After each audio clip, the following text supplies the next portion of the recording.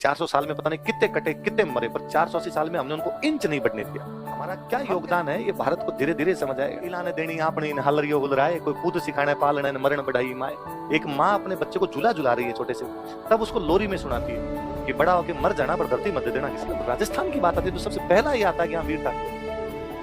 वो क्यों है? क्योंकि वो इन जैसे लोगों की वजह से। दुनिया में ऐसा कहीं नहीं है कि 8,000 लाख से लड़ने के लिए चले गए, लोगों ने सरेंडर किए हैं। ये केवल हमारे है, क्यों 8,000 ने कहा मर जाएंगे तो क्या होगा, ज्यादा से ज्यादा पर लड़ लेंगे। और ऐसी सैकड़ों लड़ाइयां, राजा की छोड़िए, क्योंकि हिस्ट्री बताती राजाओं के बारे में है, इसलिए हम राजाओं की हिस्ट्री पढ़ते हैं। आपने ऐसी कहानियां यहाँ गांव गांव में कि एक गांव है उसमें एक मंदिर है, सेना आई, तुर्कों की सेना आई, उसने कहा मंदिर तोड़ेंगे।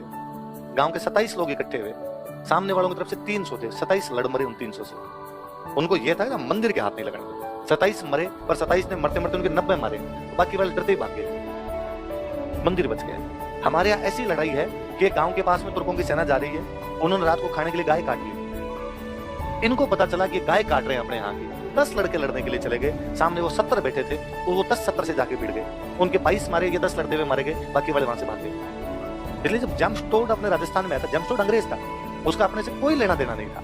वो जब यहाँ राजस्थान आया, उसने जब अपनी बातें सुनी तो उसने कहा तुम्हारी बातें पूरी दुनिया को पता चलनी चाहिए। ऐसे कैसे हो सकता है कि दुनिया के किसी कोने में इतने बहादुर लोग हो जिनको मरने का डर ही नहीं लगता, जिनके लिए मौत खेल हो चुकी है। और जो कि भाई एक स्थिति थी अपने राजस्थान के अंदर, लगभग 700 से लेके 1200 तक का जो टाइम है, वो तो 18 साल से ऊपर के लोग नहीं थे गांव में, सारे मर गए लड़ाई।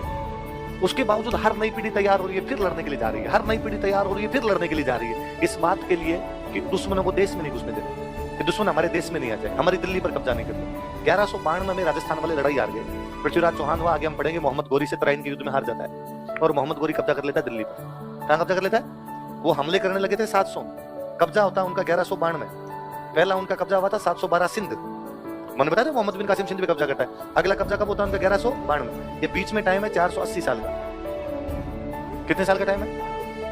लड़े हम, जूझे हैं। इन 400 साल में पता नहीं कितने कटे कितने मरे, पर 480 साल में हमने उनको इंच नहीं बढ़ने दिया।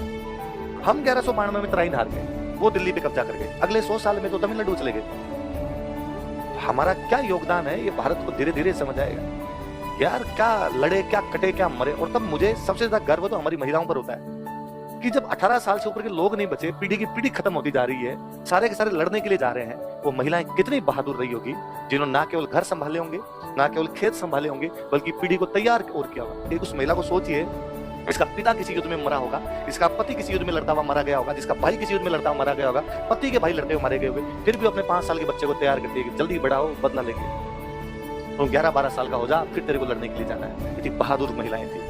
दुनिया में अपने जैसी वीरांगना महिलाएं दुनिया के किसी कोने में नहीं मिलती। लड़ने वाले पुरुष और भी कहीं पे किसी कालखंड में रहे होंगे, लड़ लिए होंगे, ऐसा महिलाओं का एग्जाम्पल केवल हमारे पास है। इसलिए अक्सर कहते हैं कि किसी सोसाइटी का पता लगाना हो तो उनका लिटरेचर पढ़ा जाए, कि अंग्रेज कैसे हैं मुझे पता लगाना हो, मैं उनका लिटरेचर पढ़ लूं, अमेरिका के लोग कैसे हैं मैं उनका लिटरेचर पढ़ लूं।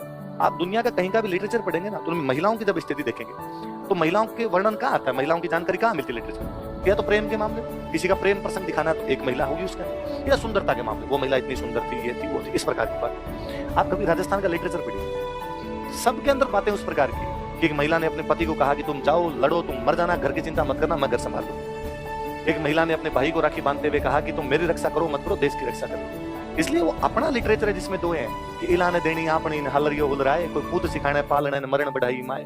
एक माँ अपने बच्चे को झूला झुला रही है छोटे से, तब उसको लोरी में सुनाती है कि बड़ा होके मर जाना पर धरती मत दे देना किसी को। जननी जन्म भूमिश्च स्वर्गवादपि गरीयसी, माँ और मातृभूमि स्वर्ग से बढ़कर है, ये किसी के पास नहीं जानी चाहिए। हमारा बेहद उज्जवल इतिहास है।